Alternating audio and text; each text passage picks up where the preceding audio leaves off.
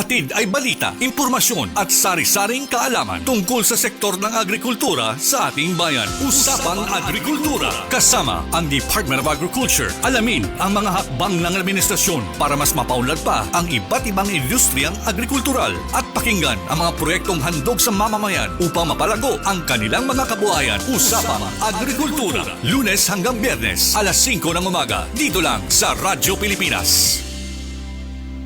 So maupay nga aga haaton nga tanan, labi na gud ngadto hanaton mga avid listeners ngan viewers. Adinalat kita naton bag-o nga episode hanaton farm radio program Usapang Agrikultura.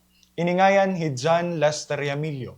Ngan ini nga programa iniyo mababatian ha Radyo Pilipinas sugod kalbayog ngan Borongan Lunes, kutob Biyernes, alas 5 nga da alas 6 hinaga. So bago kita umunhan, hanaton paghatag han mga updates regarding han mga naging activities han Department of Agriculture Regional Field Office 8, ato nanay taganhin pagtahod ng greetings anaton Regional Executive Director, Director Rodel Macapañas, upod gihapon anaton Regional Technical Director for Operations, Director Jeneline Almeria, ang mga division chiefs han DARFO 8, ang aton mga colleagues gihapon han DARFO 8. Ngan of course ang aton mga parag-uma habugos nga rehiyon 8 maupay nga aga haaton nga tanan. So aadi ang mga updates regarding han mga aktibidades nga ginkandak han Department of Agriculture han nakalabay nga mga adlaw. So han nakalabay nga episode aton ginhingadayan ang naging selebrasyon han Department of Agriculture Regional Field Office 8 han National Rice Awareness Month nga kundiin nagbuhat hinusa nga brown rice and rice mix day ang DARFO 8 ha matag-ob standalone senior high school ha matag-ob Leyte. Ngan nahingadayan gihapon naton nga usa ha mga naghatag hen presentasyon didto an aton anay Regional Executive Director nga Red Cañeda or Red Leo P. Cañeda. Ngan gihapon kasumpay hini usa gihapon nga resource person ang nagpaangbit hin mga importante nga datos hi unong han rice production ha aton rehiyon. Amoy ni hi Engineer Ruth Balading or anaton RCMS focal ngan iya ginpresenta ang Regional Rice Situationer or ang mga datos regarding han estado han aton rice production ha rehiyon 8. So, basarhan datos nga iya iginpresenta didto han nasabi nga rice mix and brown rice day.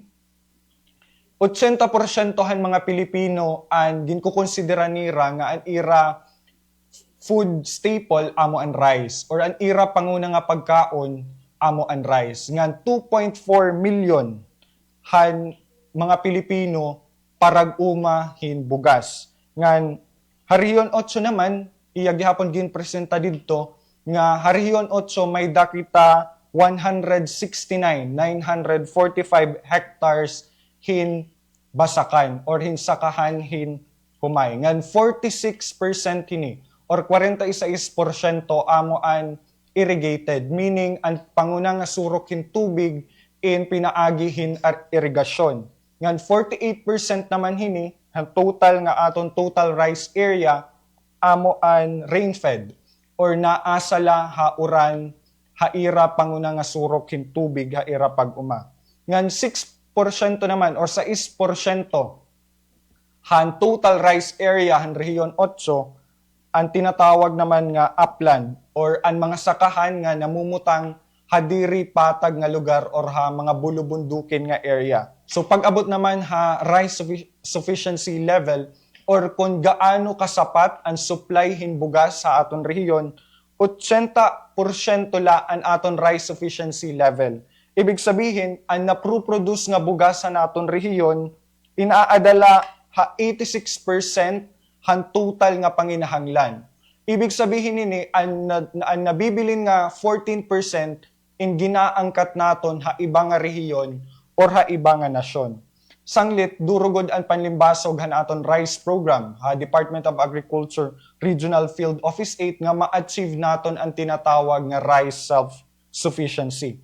Labi na nga basar han datos nga iginpagawasan Philippine Statistic Authority declining or nagtitika hamubo ang produksyon hin bugas ha rehiyon 8. So ginsaysay gihapon ni Engineer Balading ang mga challenges or ang mga ayat nga igin kakaatubanghan rice sector ha aton rehiyon.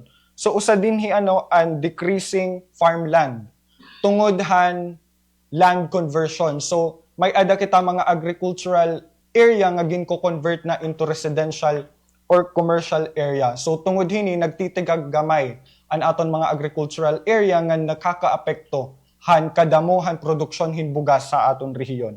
Ngan usab gihapon nga mga problema nga iya ginhingadayan dito an extreme weather events or an paiba-iba nga klima ha aton rehiyon. Labi na nga an aton rehiyon in permigin bibisitahin mga bagyo.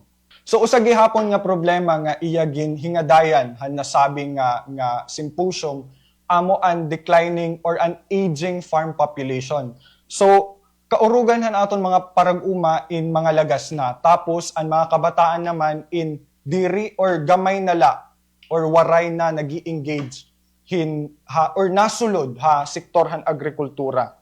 So, nahisgutan nga ni didahan activity nga ang primera nga rason kay waray na mga kabataan nga nasulod ha sektor han agrikultura kay pinaagihan mga misconception o sa didaan pagkitahan tawo laborious or matrabaho ngan makapoy ang pagsulod sa sektor ha agrikultura or kung magiging parag-uma ka. So, pero hapag kaya na ang Department of Agriculture in may ada tinatawag nga mechanization program nga kundiin na nahatag ang DA hin mga makina para mas mapadali ang pag-umahan aton mga parag-uma. So, ngan given gihapon ang mga agricultural support nga ginahatag ang Department of Agriculture, so gadhin mga libre nga binhi, abuno, ngan mga financial assistance, masisiring naton nga may kwarta god ha pag-uma. Kay pinaagi hini nga mga assistance na re-reduce ang production cost or ang kapital han aton mga parag-uma ngan mas nagtitikad ako since gamay ang ira gingagasto or ang ira kapital nadako ang ira income. So ginhisgutan gihapon ni Engineer Balading ang mga best farming practices ha rice production. So gadan sakto nga patubig, pest management, ngan sakto nga abuno. Ngan usa gihapon didaanong ha mga nahisgutan niya regarding han best farming practices amo ang konsepto han tinatawag nga ecological engineering. Nga kundiin ang mga parag-uma ha Vietnam for example, nagtatanong hirahin mga ornamentals haligid han ira mga humayan or ha mga tinatawag nga tagaytay or pilapil. Nagtatanong hirahin mga ornamentals nga nagsiserve as natural insect repellent. So instead nga gumamit hin mga chemical nga pestisidyo or pesticides, ang mga ornamentals ang na-act as natural insect repellent. So, haori nga bahin ha naging presentasyon ni Engineer Ruth Balading, iginsaysay niya nga 5% or 5% hitong total household rice consumption in nasasayang. So, kung susumahon naton ini nga datos, ini maabot ha 340,000 metric tons hinbugas ang nakakawang. Ngan inigihapon nga numero in kaya magpakaon hin maabot 5 milyones ka Pilipino ha usa ka tuig.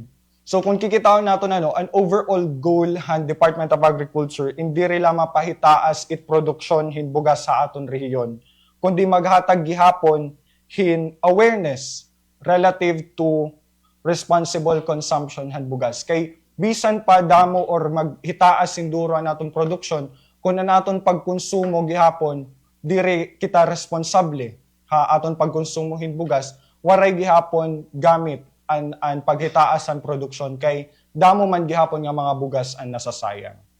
So amo to ang naton updates regarding han mga naging activities sa Department of Agriculture, primarily han aton pagselebrar han aton National Rice Awareness Month.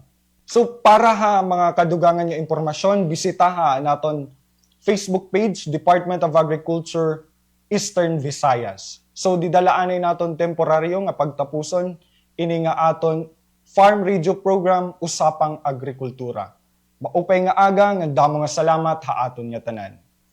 Hatid ay balita, impormasyon at sari-saring kaalaman tungkol sa sektor ng agrikultura sa ating bayan. Usapang Agrikultura. Kasama ang Department of Agriculture. Alamin ang mga hakbang ng administrasyon para mas mapaunlad pa ang iba't ibang industriyang agrikultural at pakinggan ang mga proyektong handog sa mamamayan upang mapalago ang kanilang mga kabuhayan. Usapang Agrikultura. Lunes hanggang Biyernes, alas 5 ng umaga. Dito lang sa Radyo Pilipinas.